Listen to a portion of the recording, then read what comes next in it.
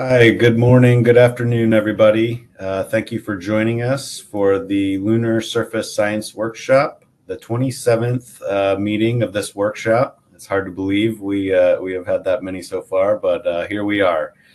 I just wanted to give a little background on our Lunar Surface Science Workshop for those who maybe have not participated in the past. We initially started this meeting. It was meant to be an in-person meeting in April of 2020, but the world had other plans for us at that time, and we paused the meeting and ran it as a virtual meeting in May of 2020. What we found out was there was a very high appetite for meetings like this. And so we followed that with more meetings that were focused on specific topics of discussion. So we have a whole series going back to that first meeting, and the reports for the meetings are posted online through SSERVI, our Solar System Exploration Research Virtual Institute. So feel free to go back through and check into those. Those reports, again, are focused on the specific topics of each LSSW. And I just wanted to note for the community that those reports are actually quite useful to us. We hold these meetings not just to have meetings, but to provide an opportunity for community to consolidate and provide comments on topical areas. And those reports then serve as referenceable documentation for our mission directorates as we work through the planning. As a part of that, we hold every year a headquarters, basically overview, review of the work we've completed. And that's the topic for today's meeting. This is our headquarters summary of where we stand right now. And so with that in mind, I do want to make a few opening remarks here. We'll have a video from Lori Glaze, who leads our Exploration Systems Development Mission Directorate, and then some comments from Nicky Werkheiser from our Space Technology Mission Directorate, and Nikki Fox from our Science Mission Directorate. But before we do that, I just want to note the scope of this meeting is really focused on the work that our teams have conducted. And I would like to ask the audience to please try to keep the questions focused on those topics. I know there's a lot going on right now. Recently, the budget process has begun. The budget process is really not in the scope of this workshop. So just to try and help us stay focused and be as constructive as possible in this workshop, I would like to request that you just keep your questions focused on the topic at hand, the topic that a speaker or a panel is speaking about. With that in mind, I think we will go ahead and get started. Hi, everyone. I'm Lori Glaze, and I am honored to have the opportunity to speak with you all during today's Lunar Surface Science Workshop.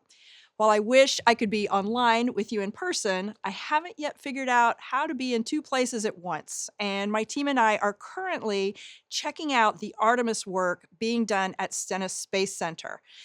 I'm excited to share with you the progress we continue to make on the Artemis campaign to enable us to send human explorers to the moon once again. As a fellow science nerd and former director of the Planetary Science Division at NASA, I bring to my new acting exploration associate administrator role a deep appreciation for the application of science in space exploration. In this symbiotic relationship, each is necessary for reaching our goals, and NASA wouldn't have it any other way. We still have so much to learn and discover, but this is what science and exploration is all about. NASA is leading with curiosity to solve the mysteries hidden in the wonders of our universe, from low Earth orbit to the moon, throughout the solar system, the Milky Way, and even to galaxies we only know exist because of technological marvels like the James Webb Space Telescope. With Artemis, we're going back to the moon for scientific discovery, economic prosperity, and inspiration. Deep space destinations like Mars can only be realized through discovery and good old-fashioned ingenuity. It's something we are uniquely capable of, and we realize these giant leaps by first daring to dream big, and then through the experience we gain from each mission. As we expand farther out from Earth, we expand our collective understanding for all humanity. The Artemis II crew recently released their crew patch. It's a stunning design. This patch plays on the abbreviation of Artemis II, designating the mission as A, the capital A, and the Roman numeral for the number 2, signifying not only the second major flight of the Artemis campaign, but that it is also an endeavor of discovery that seeks to explore for all and by all. This not only includes the young explorers that will look to the skies during their mission, but you in the science community who we work with so closely to manifest a bright future filled with possibility. Though you won't be a crew member aboard Orion, we go to the moon with you and our industry and our international partners all alongside us. Artemis II is just on the horizon, scheduled to roll out to the pad at the end of this calendar year and launch in early 2026. Artemis III is then targeted to launch a little over a year later. Artemis II, the first crewed flight of the campaign, will take a crew of 4 on a 10-day journey around the moon. Their mission will validate the foundational systems and hardware needed for humans to explore deep space, including the demonstration of Orion's crucial life support systems. The mission will also lay the groundwork for the integrated surface science plans that we have for Artemis III. In addition to demonstrating science integration, astronaut training, and mission operations, we'll collect valuable data as we study the crew's health and performance to learn more about human biology in deep space based on data from radiation monitors and space biology experiments. The crew will make direct, first-hand observations of the lunar far side that will help inform future missions. And Artemis II will also carry a variety of science payloads and will release several yet-to-be-confirmed CubeSats. Artemis III heralds new steps on the lunar surface and the first time that humans will explore the lunar South Pole. Any return to the moon would be a remarkable achievement, but as you all know well, this region brings its own specific challenges through temperature, lighting, and topography extremes. In addition to experiments focused on human health and performance, the science objectives for the mission include surface geology research and the delivery of 4 instruments to the lunar South Pole region. The Lunar Environment Monitoring Station, or LEMS, is a compact suite of 2 seismometers capable of carrying out continuous, long-term monitoring of the seismic environment. The lunar effects on agricultural flora, or LEAF, will monitor how the lunar environment affects the germination and growth of plants. And that just names a couple of the experiments. Our momentum is building towards Artemis II. The SLS rocket that will launch astronauts to the moon for the first time in more than 50 years is making visible progress every day in the Vehicle Assembly Building, or the VAB, at Kennedy Space Center. This tangibly reminds us of just how close we are to being ready. On March 6th, ESA and Airbus teams installed the solar array wings that will power Orion. A little short time later, on March 19th, the teams buttoned up the European-built service module inside the fairing. And then, on March 23rd, teams lifted the rocket core stage from the transfer aisle of the VAB into the High Bay 3 and secured the core stage between the booster segments on the Mobile Launcher 1. Since that time, the launch vehicle stage adapter and the interim cryogenic propulsion system, which is SLS's upper stage, have also been stacked. Off the coast of San Diego, NASA, the Navy, and the Air Force teams collaborated during underway Recovery Test 12 during the week of March 25. This exercise helped to demonstrate and evaluate the processes, procedures, and hardware that will be used in the recovery operations for Artemis II and other crewed lunar missions. And just in the last week or so, the Artemis II Orion Crew and Service Module reached a major milestone with the official transfer from Lockheed Martin to NASA and a move to the Multi-Payload Processing Facility at KSC. Our teams are also making incredible progress towards Artemis III. All the major hardware elements for the SLS rocket for Artemis 3 are either complete or in work. When Artemis 2 launches, all 5 segments of the Artemis 3 core stage will be at the Kennedy Space Center. Axiom Space is building the lunar surface spacesuit for the Artemis 3 mission. If you haven't seen it, they unveiled the flight design last fall at the International Astronautical Congress in Milan. And SpaceX is working toward completing several NASA-required development milestones for its Starship human landing system to deliver our crew members to the lunar surface. Technicians continue work on the Artemis 3 Orion crew module and the European service module for the Artemis 3 Orion, which arrived at Kennedy back in September. So many people around the world, in this country and listening now, are united in contributing to NASA's leadership of the Artemis campaign. The moon is the next step on an epic journey of human exploration of our solar system, enabling us to engage in life-changing research and innovations. Your contributions are critical to increasing our knowledge of the universe and guiding us to new destinations, and we could not be more grateful for all of your ongoing work. Go Artemis!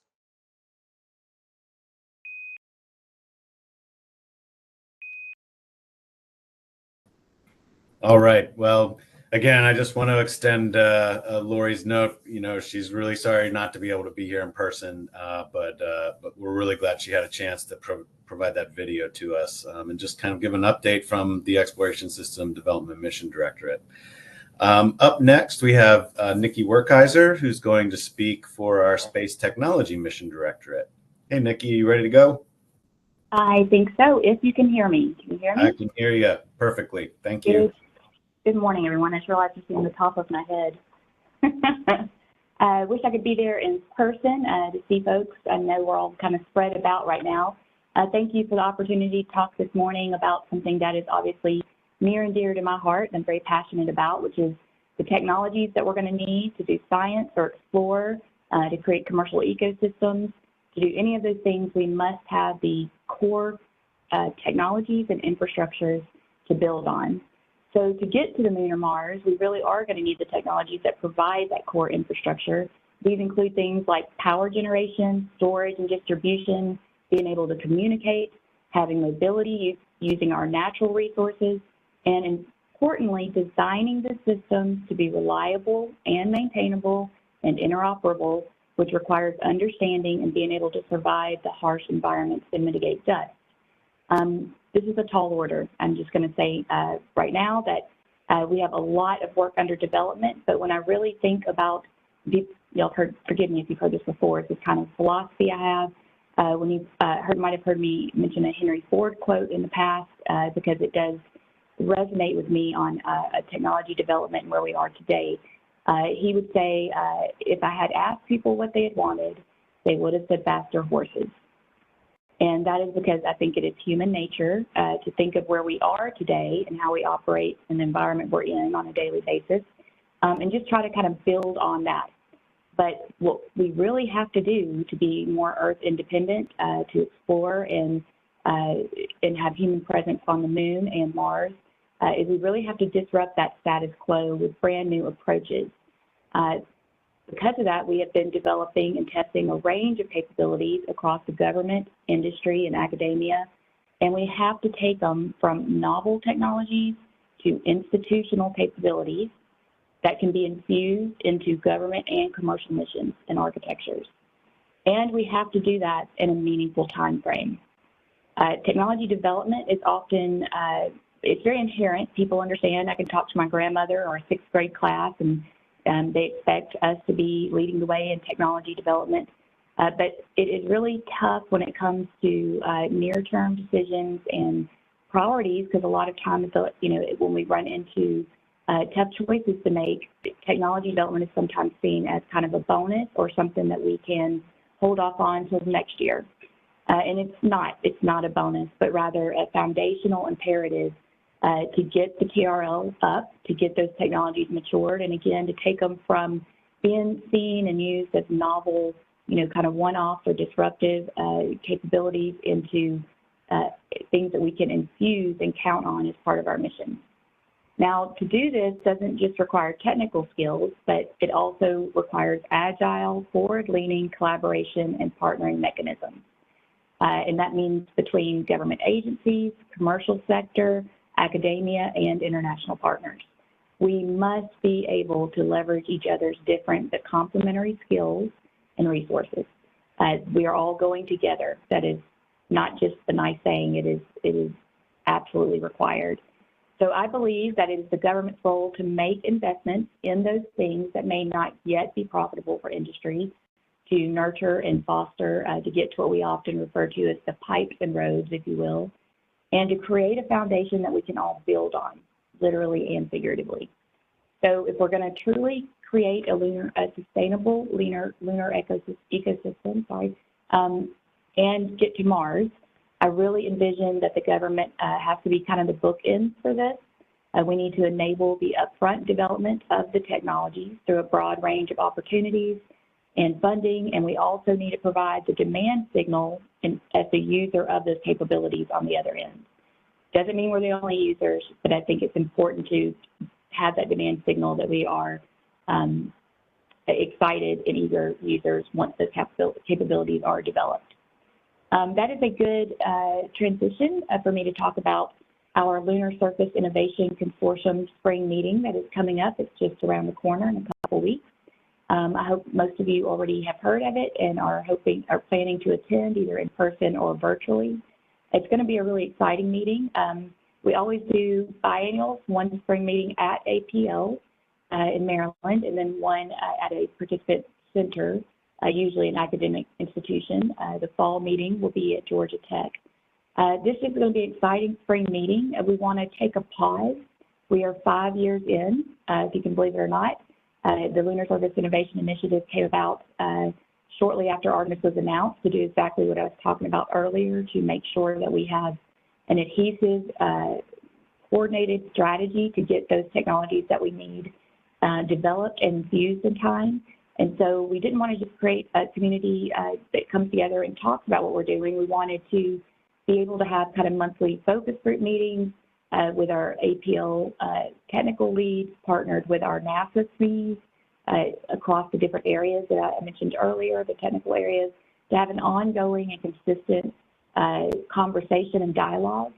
APL is very familiar with what NASA's plans are, but the idea of the LSIC is for them to have that direct interaction with industry and the community, to be an ear and a voice, to translate that back to NASA to make sure that we are all on the same page. There's often times where we have technologies that are state-of-the-art, that are behind firewalls or in development, or we all are capable of groupthink as well.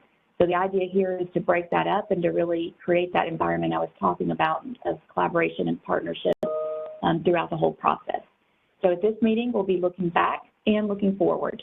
I'm happy to say we have a lot of successes across this community to look back on, and a lot of those just recently, even in the last year, that are representative of the last 5 years of creating those kind of opportunities with industry, working with SMD and CLIPS, working with ESMD. We've had the recent CLIPS missions. We'll be talking about those. So I encourage you to attend and participate. The registration now closes, I think, on May 22nd, I believe. And we extended it a little bit there. And if you're on the NASA side, I think that's already closed because of our travel approval process. But anyone else, you'll be able to register for that. Thank you again for having me today, and I'll turn it back over to Jake. Hey, thank you, Nikki. Really appreciate you joining us today and giving us that overview from space technology. And now, just joined us in the nick of time here. So, Nikki, we heard from Lori Glaze for ESDMD, and Nikki just talked to us about her perspective from space technology. So, would you like to give us an overview of your thoughts from science? Thank you so much for having me today. Again, apologize for the slightly unorganized nature of me today. But we obviously, NASA continues to view lunar science as a priority, and we will continue to lead the way and to support the growth of a robust community around it. In addition to our amazing robotic explorers, NASA Science works closely with the NASA Exploration Directorate to infuse science into human missions, just like the upcoming Artemis 2 flight test that will send a crew around the moon for the first time since Apollo. We certainly know and we live the words exploration enables science and science enables exploration. In fact, science is exploration and exploration is science. Everything that we do at NASA is exploration, whether we're using humans or whether we're using our robotic missions. However, we do love to partner with our human spaceflight colleagues, and that will enable the science of the moon and the science from the moon, which of course addresses the planetary science and astrobiology decadal survey questions, as well as many decadal questions from other fields, such as heliophysics and biological and physical sciences.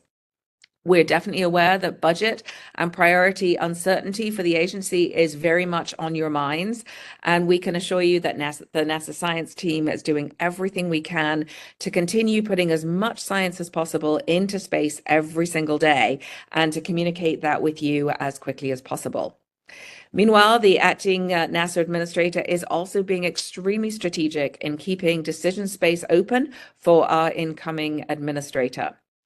Despite this transitional time, NASA science continues to deliver every second of every day, highlighted by 2 recent CLIPS missions that have already launched this year, including the amazing and wonderfully successful Firefly Aerospace Blue Ghost Mission 1.